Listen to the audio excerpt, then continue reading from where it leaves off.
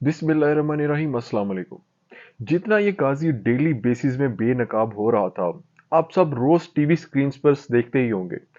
लेकिन पीटीआई से बल्ला छीनने के फैसले के बाद इस काजी ने खुद को बिल्कुल नंगा कर दिया है। इस बड़े मनसब पर बैठे नहायत छोटे आदमी ने अपनी नहायत मकरूह और गलीज चेहरा पूरी तरह से एक्सपोज कर दिया है। वो कहते हैं ना कि जब कोई हैवान नमा इंसान नहायत ही गिरी हुई और गलीज हरकत करता है तो अपना मनहूस चेहरा दिखाने के लायक नहीं रखता। ऐसे ही इस काजी ने किया है। टीवी पर लाइव कवरेज का जो बांदर तमाशा शुरू किया हुआ था उसे खत्म कर दिया गया। खत्म करना भी था, किस मुंह से अवाम के सामने आता। इसको जरा शर्म नहीं आती। अपनी अथॉरिटीज में भुट्टो का केस सुन रहा है, मुशर्रफ की सजाए मौत को बहाल कर दिया है, और खुद अगर आईना देखे तो माजी में किए जाने वाले तमाम गलत और नंगे अदालती फैसलों में काजी फाइज ईसा ने बाजी मार ली। निहायत भोंडा और नालायक चीफ जस्टिस पाकिस्तान को उस वक्त नसीब हुआ जब पाकिस्तान पहले ही कई क्राइसिस से गुजर रहा है। इस फैसले का मुकम्मल इनाम मिलेगा इस बकाऊ माल को। आप देखेंगे अगर 2/3 मेजॉरिटी मिलती है इन चोर उचक्कों को तो इस काजी को एक्सटेंशन दी जाएगी। इसकी जायदाद के बारे में कोई सवाल नहीं पूछा जाएगा। इसके खानदान की दौलत में इजाफा होगा जिस पर कोई अदारा इसे होल्ड टू क्वेश्चन नहीं रख सकता। इलेक्शन किसी भी जमहूरी मुल्क में रहने वाले अवाम को अपनी मर्जी के नुमाइंदगान को मुंतखब करने में एक बुनियादी हक देता है, और ऐसे मुल्क में जहां अच्छी खासी तादाद इलिटरेट लोगों की है जो अपनी पसंदीदा पार्टी को उसके इंतखाबी निशान से ही जानते हैं, और इलेक्शन डे पर इन सीधे साधे लोगों को सिर्फ इंतखाबी निशान पर ही पार्टी को वोट डालने के लिए अपने घरों से निकलते हैं। और सुप्रीम कोर्ट के इस छोटे चीफ जस्टिस ने पाकिस्तान की सबसे बड़ी पॉलिटिकल पार्टी तहरीक इंसाफ, जो मुल्क के 80% से जायद अवाम की नुमाइंदगी करती है, इसे इलेक्शन से तकरीबन 25-26 दिन पहले इसका इंतखाबी निशान छीनना कितना बड़ा जुल्म है आप खुद अंदाजा लगा सकते हैं। यानी मुल्क की 80% लोग अपनी पसंद की जमात को मुंतखब ही नहीं कर सकेंगे। ये कौम पर वार किया है इस चीफ काजी ने। इसकी बेबसी पर बहुत तरस आया। कैसे अपनी नौकरी और दुनियावी फायदे के लिए इंसान इतनी गहराई में भी गिर सकता है। आपने देखा होगा कि दौरान समाज जब बैरिस्टर गोहर ने लाइव काजी तक ये खबर पहुंचाई कि मेरे घर पर पुलिस ने धावा बोल दिया है और जबरदस्ती घर में दाखिल होकर डालों में आए, जो रवायती अंदाज है इनका, मेरी बीवी, बेटे और मुलाजिम को जुदकोप किया और घर में तोड़ फोड़ भी की। इस पर काजी की शक्ल देखने वाली थी। मजाल है सारा दिन नॉन स्टॉप बड़ करने वाले इस चीफ जस्टिस के मुंह से एक भी लफ्ज निकला हो जिसमें इसने उस हमले के बारे में इन्वेस्टिगेशन करने का ही कहा हो, या फौरन ऑर्डर किए हों कि बुलाओ आईजी को फौरन, इसकी मैं खुद तहकीकात करूंगा। काजी को तो जैसे सांप सूंघ गया हो। बाद में अपना भरम रखने के लिए चाहे मुतलका ऑफिशियल्स को बुलाए, आईजी को बुलाए, बेशक ऑर्डर करे। ये ड्रामेबाजी इन सबको अवाम समझती है। आप कोर्ट में लोगों को दिखाने के लिए कि देखो मैं कितना इंसाफ पसंद हूं, इसकी आदत है पीटीआई के खिलाफ साजिश करके अदालत लगाने की। अगर सच्चा मुंसिफ होता तो फौरन कुछ रिएक्ट करता। उसकी गर्दन झुकाकर बैरिस्टर गौहर को इग्नोर करना यह जाहिर करता है कि इसकी अदालत से इंसाफ खास लोगों के लिए ही है। हर मजलूम को सुनने वाला ज़रफ नहीं है इस काजी का।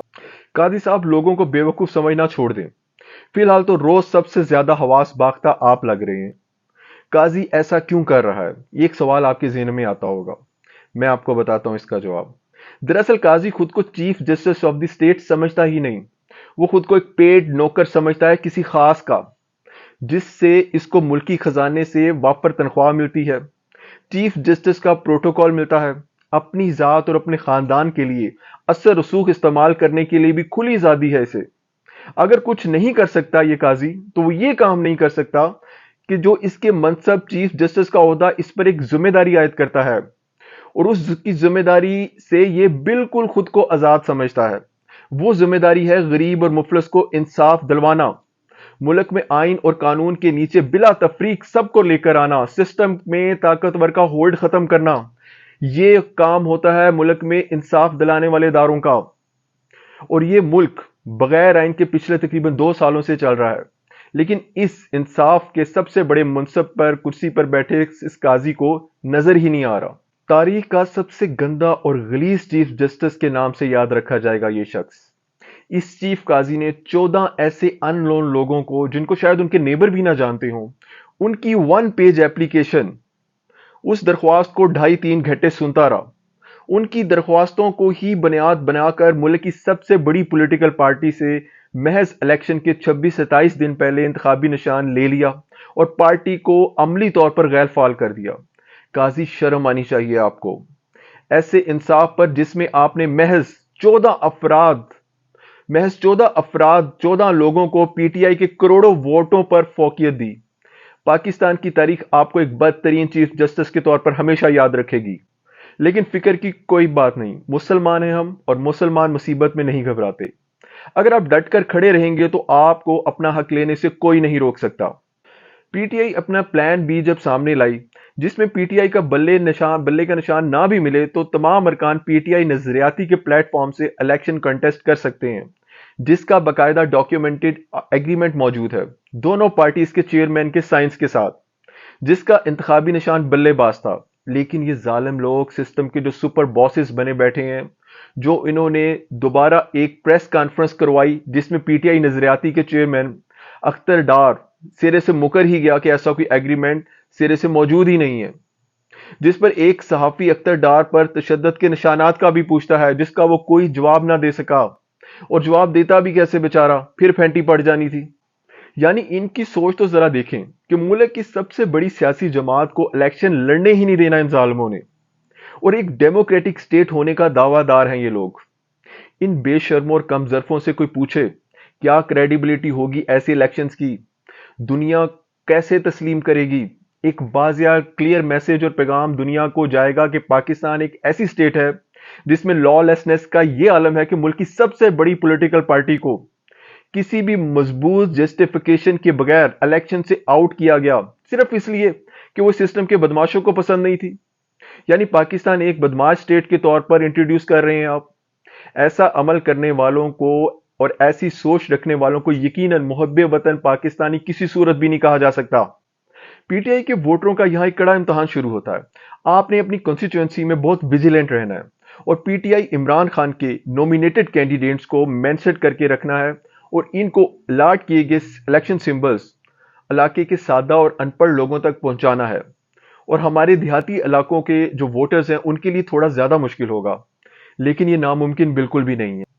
اور الیکشن کے دن اس پی ٹی آئی کے امیدوار کو اتنے ووٹ ڈالنے ہیں کہ اس سسٹم کے سپر باسز پر قیامت ٹوٹ جائے اس دن، کیونکہ وہی ایک دن ہوگا جس دن آپ کے پاس اس ملک کی تقدیر بدلنے میں ایک اپنا وائٹل رول پلے کرنے کی پاورز ہوں گی۔ یاد رکھیں، جس ملک میں ایسی لاقانونیت اور غیر آئینی طاقتیں قابض ہو جاتی ہیں، ملک کے ہر شہری پر فرض ہے کہ وہ ان کے خلاف ایک قانونی اور آئینی جدوجہد جاری رکھے۔ لیکن یہاں ہماری بدقسمتی یہ ہے کہ قانون کے رکھوالے بھی اپنی ذاتی مفاد کے آگے ملکی مفاد کو داؤ پر لگا چکے ہیں۔ ایک مسلمان ایسے حالات اپنے لیے اللہ کی نعمت جانتا ہے کہ آپ کو اللہ نے موقع دیا ہے کہ اپنی ایفرٹ اور کنٹریبیوشن کے تھرو آپ اس ملک پر مسلط غلیظ طاقتوں کو پسپا کر سکتے ہیں۔ آپ نے اگر نوٹ کیا ہو، جب سے پی ٹی آئی کا پلان بی سامنے آیا، ان سسٹم کے جو سپر باسز ہیں، انہوں نے ایک بار پھر پی ٹی آئی کینڈیڈیٹس پر ظلم اور جبر کرنا شروع کر دیا۔ سمجھ سے قاصر ہے کہ ایک بار ہی کوئی مارشل لا لگا دیا جائے تو اتنی جگ ہسائی سے بچا جا سکتا ہے۔ چلو مارشل لا سے ملک کو ایک آرگنائز فارم آف گورنمنٹ تو مل جائے گا، یہ state with in the state کا امیج سے تو اب جان چھڑانا ہوگی ہمیں۔ یہ آدھا تیتر آدھا بٹیر کی صورتحال پیدا کر کے اپنا وقار مت کھوئیں۔ اپنی اور اس ملک کی عزت کا مان رکھنا ہم سب پر فرض ہے۔ ان جعلی اور فراڈ الیکشن سے جو بھی پارٹی یا پارٹیز گورنمنٹ بنائیں گی، ان سب کے اوپر بھی ایک گورنمنٹ ہوگی جو اصل گورنمنٹ ہے، تو اسی گورنمنٹ کو آپ کھل کے امپوز کر دیں۔ اس طرح آپ ملک کے اداروں پر عوام کا اعتماد ختم کر رہے ہیں۔ ایسے عمل سے ایک قوم کی گروتھ رک جاتی ہے۔ ملک کے سب ادارے کے لیے عوام میں عزت و تکریم بہت ضروری ہے، اسی طرح اداروں میں بھی عوام کی مرضی اور منشا کا خیال رکھنا نہایت ضروری ہوتا ہے، ورنہ ہماری سٹیٹ میں اور مقبوضہ کشمیر کی سٹیٹ میں کیا فرق رہ گیا؟ لمحہ فکریہ ہے یہ ہمارے لیے۔ اب وقت ہے کہ ہمیں ایک بڑا فیصلہ لینا پڑے گا۔ اس طرح حکومتیں نہ بنتی ہیں اور نہ ہی چلتی ہیں۔ عوام کو عزت دیں، یہ قوم کی پکڑ دکڑ کرنے کی بجائے اپنے ہر فیصلے پر اس قوم کو اعتماد میں لیں۔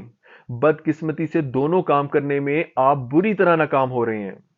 ایک بات سمجھ لیں، آپ نے سدا یہاں نہیں رہنا، لیکن ہمیں کوشش اور اپنے عمل ایسے رکھنا چاہیے کہ یہ ہمارا پیارا ملک ہمیشہ تا قیامت قائم رہے۔ یہ جو گورنمنٹ کے ہائی آفیشلز ہمیں نظر آتے ہیں، اپنا اعلیٰ ترین سٹیٹس پر بیٹھے ہوئے، جیسے ہمارے چیف جسٹس قاضی فائز عیسیٰ ہیں، ان کا کیا جانا ہے؟ یہ تو سارا دن فضول ٹر ٹر ٹر بول سکتے ہیں۔ ان کے دماغی توازن پر سوال اٹھتے ہیں۔ ایسے لوگ ہمارے سپر باس بن کر بیٹھے ہوئے ہیں ہم پر۔ سارا دن یہ قاضی بیٹھا بولتا رہتا ہے ایک چھوٹا سا فیصلہ کرنے کے لیے جو اس کی جیب میں کیس کی سماعت ہونے سے پہلے ہی رکھ دیا جاتا ہے۔ پھر یہ تماشا کس لیے لگایا ہوا ہے؟ خدا کا واسطہ ایک غریب ملک کے ساتھ ایسی ڈرامے بازی اب ختم کریں۔ انشاءاللہ آپ سے پھر ملاقات ہوگی، تب تک کے لیے فی امان اللہ۔